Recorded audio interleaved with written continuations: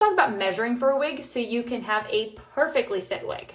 I would recommend a flexible measuring tape. This is a fashion measuring tape. I've had it for a while, but you need that flexibility to be able to measure around your head in different points.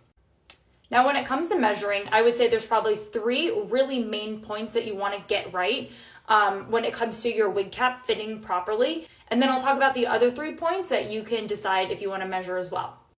The 3 main points that most wig brands will have you measure when it comes to determining your cap size is front to nape, which is the front of your hairline, to the nape of your neck, which is going to be this little indent here.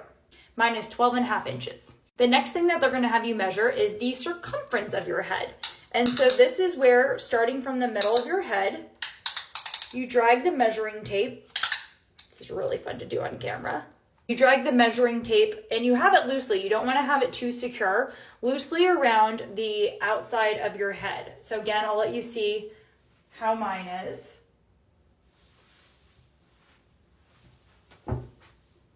And I am 21.5 inches. The next thing that most wig brands are going to have you measure is your ear to ear, and you can do this a couple of different ways, so make sure that you pay attention in the instructions. The first is to measure ear to ear as it pertains to around the front of your hairline.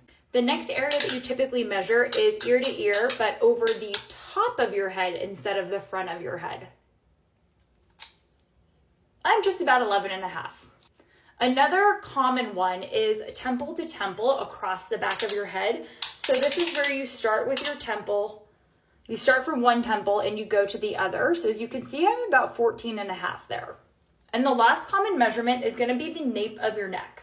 So for this one, I'm going to turn around, but this is where you basically take your measuring tape and you line it up to the nape and where the hairline hits on the back of your neck. So I'm just about 6 inches, give or take, back there. Here's a look at my measurements. I am a size medium in majority of the caps out there, everything that I've come across, so to give you guys an idea.